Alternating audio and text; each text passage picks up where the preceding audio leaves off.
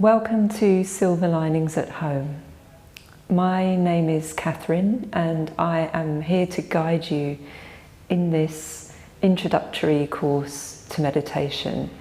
And this is part 2, and hopefully you joined us for part 1, but the recording is available if you would like to check that one out. And in that session we covered the fact that meditation, it can be described in very simple terms as a way of turning our attention inwards to dial down the distractions of day-to-day life. And really, this is what tends to drive us towards such practices, is that we live such busy lives, and no doubt we're multitasking, and we're playing many roles at work, at home, in family life, and also there's the bigger picture of all the changes in society and globally and how things are moving so fast these days. So many of us are feeling the pressure of that, maybe subconsciously, but certainly many of us are feeling it in terms of tension and niggling ailments, which can be really fixed with meditation if we start to practice regularly. So, as we also explored last week, a big part of this is relaxation of the body. And this week we're going to cover, related to that, about taking your seat for meditation, which is, when you think about it, it starts to be a very profound thing. Because, as I was saying earlier, we're very much driven in our lives. We're always on the move, physically and mentally, in our day-to-day lives. And if we're not on the move or busy or being distracted, then we're asleep or trying to get to sleep or following relaxation pursuits. But actually, when we sit in meditation, there's quite a profound thing that we're doing, because we're slowing the whole body and mind down and actually not doing anything. And if you start to question yourself, when was the last time I actually sat and did nothing?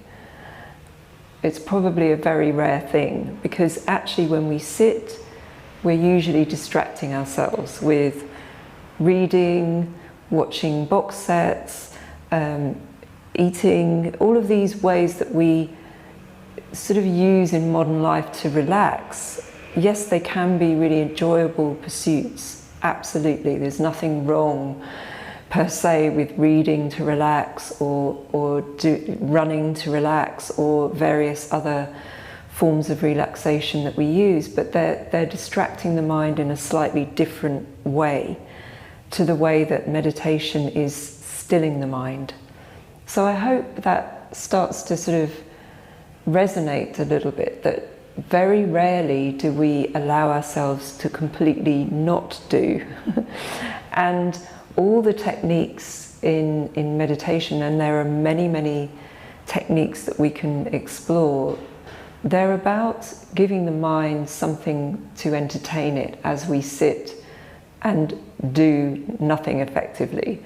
So one of the great ways to navigate your practice in the beginning is to think of meditation almost as an excuse to take your foot completely off the accelerator and allow yourself to just trust the meditation practice that you're doing, whether it's a guided meditation which you can let go into completely, or if you have learned a technique where you can do a self-practice and just trust that technique. Once we have the technique, it's a very different thing to sort of try to do something rather than let the technique take its force, if you like, or take its flow. So today we're going to actually explore our sitting position, because when we come to sit, it can be, if we've not done this before, it can be quite hard to sit still. many people that I meet that want to learn to meditate are put off by the idea of having to sit cross-legged or to sit still. And you know, if that's been the case for you, I do urge you to think about that, because you know, if we're constantly on the move, we are pushing the nervous system and sort of stimulating ourselves to relax in a way, whereas sitting still is something completely different. But that doesn't mean we have to be, you know, like a statue, like the Buddha in lotus position. Thankfully, we can take a relaxed, easy seat. And in fact, how I'm sitting today is a posture known in yoga as Sukhasana, easy pose. The Sanskrit word sukha means easy, comfortable, soft, surrender almost. And asana means posture. So Sukhasana means easy posture. But of course, sitting cross-legged like this perhaps is something we haven't done since we were at school. You know, now we sit on comfy chairs and sofas, and we're not necessarily used to sitting on the floor. So again, not a problem. If you would like to sit on a chair and support your lower back, that's absolutely fine. Or if you're really comfortable sitting on the floor, I do advise to raise the hips up a little bit, which is, I'm sitting on a meditation cushion, and that's can be really helpful even if you're very open and flexible. So if you now, I think we'll do a little experiment of refining our sitting posture a little bit more. So hopefully you found yourself sitting comfortably, whether that's on the floor or on a chair. And I'm just going to guide us into a little bit more instruction onto sitting in meditation. So, beginning with just gently lowering your gaze or closing your eyes, and just using my voice as a guide to start to become aware of your body. And this isn't anything special, it's just allowing ourselves to become aware of our whole body. It's something intuitive. So as you sit, now I want you to allow the legs and feet to be heavy. Allow them to drop into the floor or the surface you're sitting on.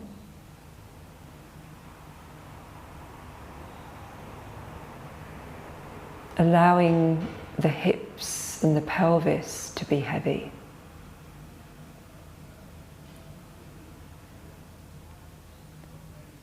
So imagining the whole lower half of your body below the navel really connecting with the surface you're sitting on.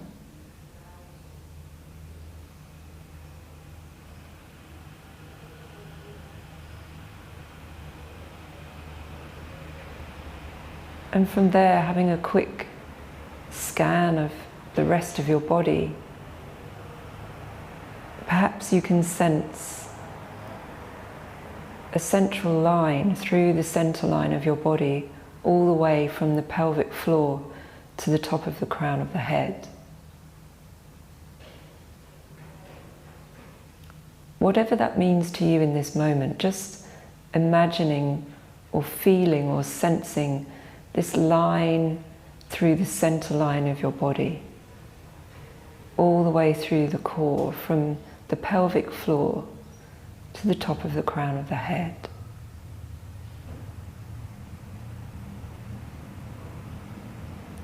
Perhaps you can find a little lift through this central line, from finding your balance from your base.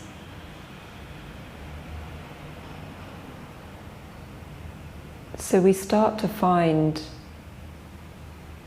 what's known in yoga, the Sushumna, this subtle line of energy. In a more physiological sense, it's this central column that's the information superhighway between the brain and the body. The nervous system that connects brain and body, constantly sending signals between the brain and the body.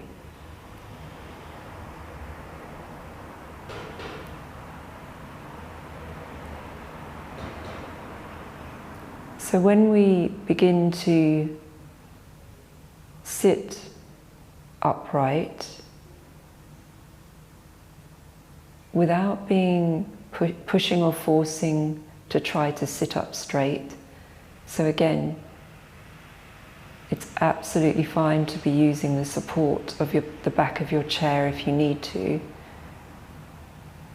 or a cushion in the lower back to sort of help to find this central column.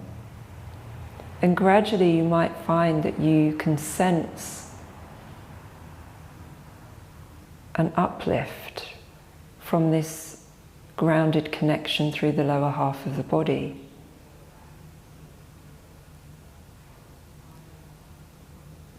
A sense of lift through the spine, through the central column.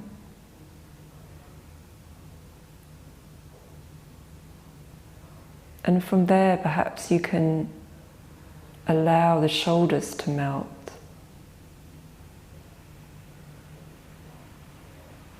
Allow the arms and the hands to rest in your lap or on each thigh. And you're lifting the sternum just a touch and lengthening the back of the neck, perhaps by lowering the chin just a fraction, to allow the head to sit on top of the spine.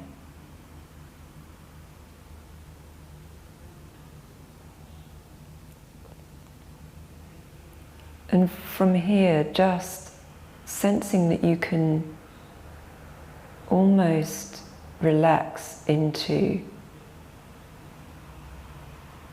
that sense of liftedness through the center line of the body.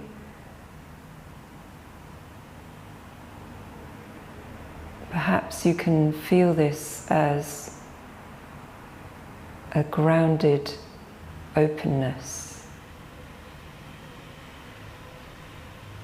and an open groundedness.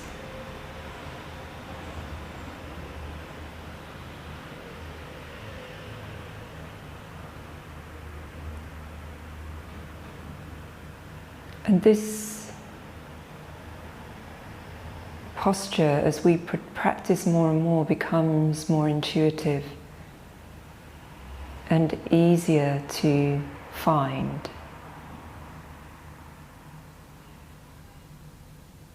But know that each time we sit, it will be different, depending on how much accumulation of thought or tension we've had, even day to day, or between morning or afternoon.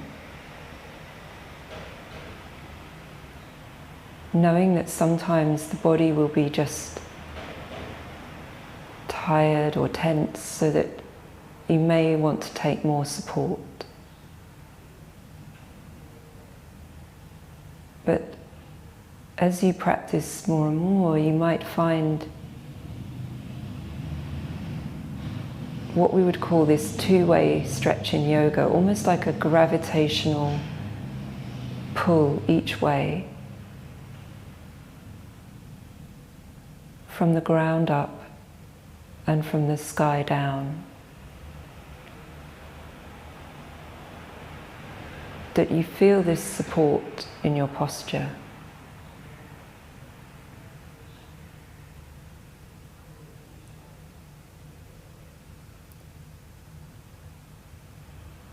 So just exploring for a few moments longer, just sensing your seat and how it feels for you to just sit.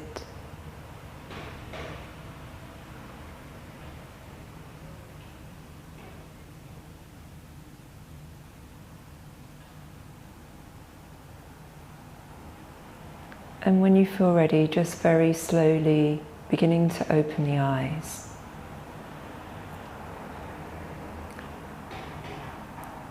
So I really hope that you felt just maybe even a tiny moment of perhaps stillness or lightness in that posture. It can be, as I say, a very much a barrier for people in the beginning to sit still. So don't worry if you felt quite edgy or like you wanted to move. As you sit more and more, it's a process, and the body becomes attuned to just almost intuitively coming to that posture. We're almost training the body to sit still. But knowing that it's a process of relaxation, as we were speaking about in the last session, that the body has to decompress, and finding this comfortable seat may be a day-to-day practice for you, and it may change. So I do urge you to not be shy of sitting on a couch or a comfy lounge chair if that's better for you in that moment. Otherwise, we start to become stronger and perhaps more attuned to sort of sitting still and sitting in cross-legged. But it's really important to know that you don't need to sit in full lotus position unless you're very open in the hips and practice regularly. And of course, there is something in that position. So these seated positions are not only in the yogic tradition. Obviously, there are only certain ways that we as human beings can sit, and there are depictions of triangular sort of shaped seated postures that have been found in Egypt and many, many different traditions. And so it is this idea of connecting to the ground, to the earth, and tuning into the wider universe, if you like, this opening ourselves up to the meditative space. So do know that even when you're sitting, if you're sitting in a chair, you're still doing this. You're grounding through your seat, and you're connecting through the upper spine and this central channel, opening up to this more subtle exchange of energy. So, but even on a very practical level, this is allowing us to start to dial down the accumulation of stress in the nervous system. Again, something we were talking about last week, where the constant stimulation of the nervous system means that most of us are navigating our way through our days in a sympathetic fight or flight mode. And when we start to allow the system to cool down, we're going into this parasympathetic state, otherwise known as rest and digest, which is why the meditation starts to help us with sleep and digestion and relaxation and restoration in the body. So we're going to finish this session by going into one more practice, just to explore using the breath to anchor the mind. And as I was explaining last week, there are these three stages to meditation. The first is turning the attention inwards. And the next stage is directing the attention. And this is where we're using various techniques, one of them being concentrating on the breath to start to then anchor the mind and start to settle the mind. So we're just going to try a little bit of this today, and then we will come back to more techniques in part 3. But for now, let's enjoy a little bit more meditation. So I invite you to close your eyes once more. Very gently once more turning our attention inwards. And let's start by reviewing our posture again. So by that I mean tuning into the whole body as you sit, as you are in the space you're in. And no need to overthink this. You're just intuitively becoming aware of your whole body.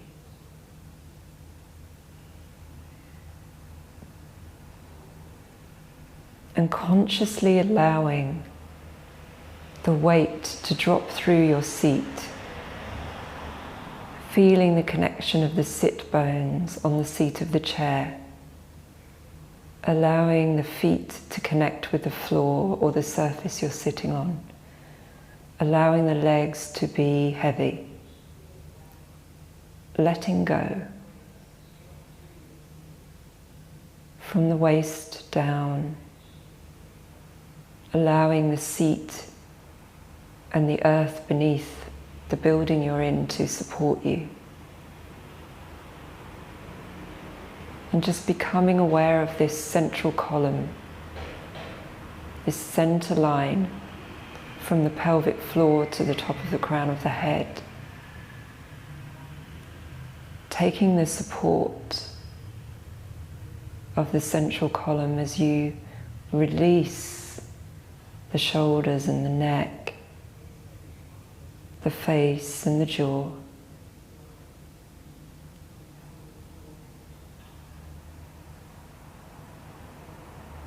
And now let's become aware of our breathing. So there's no need to change anything about your breathing right now. Just become aware of each inhale and exhale as it moves in and out of your body. Resting your attention at the tip of the nose. Very gently watching as the air moves in and out.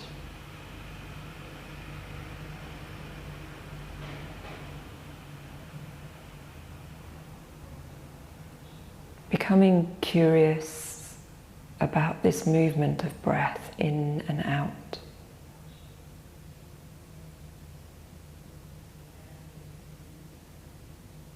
Breath, our life force, breathing in new energy with each inhale.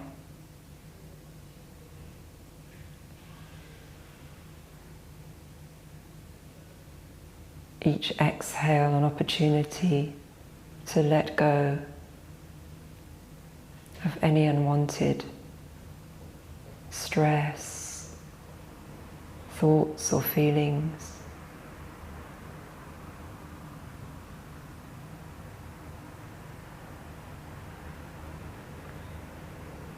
And just noticing the tendency of the mind to wander. That's okay. We might be distracted by thoughts, feelings, visceral sensations, distractions externally, sounds. That's okay. just very gently, with compassion, just guiding your awareness back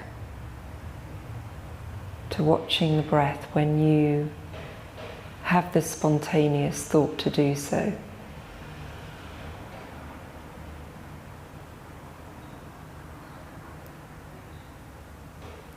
Training the mind to come back to the breath.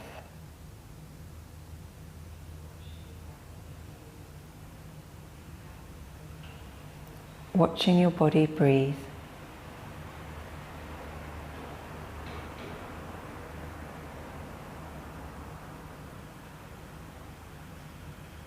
Inhaling, exhaling.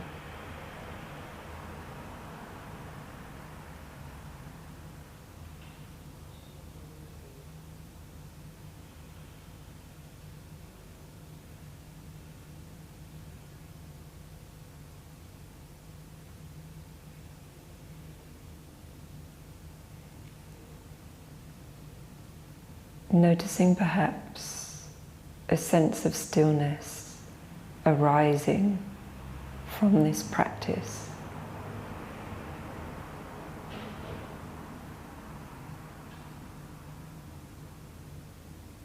Breathing in and breathing out.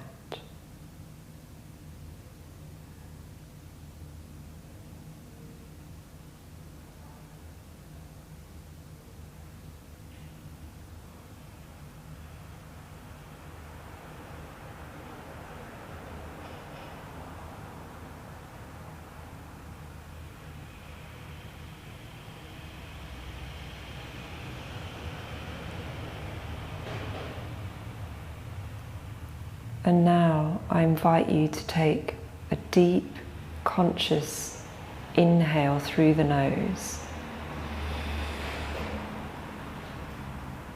and out through the mouth.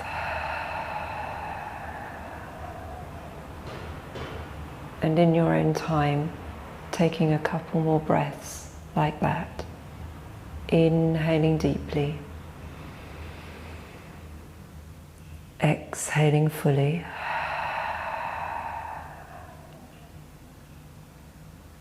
And one more. Inhaling. And exhaling.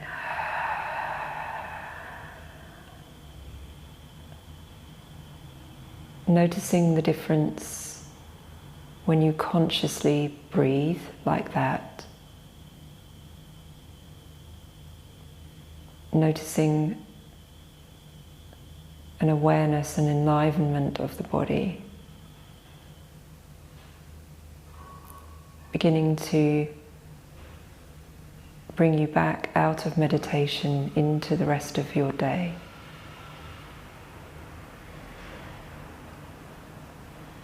So when you feel ready, very slowly opening your eyes.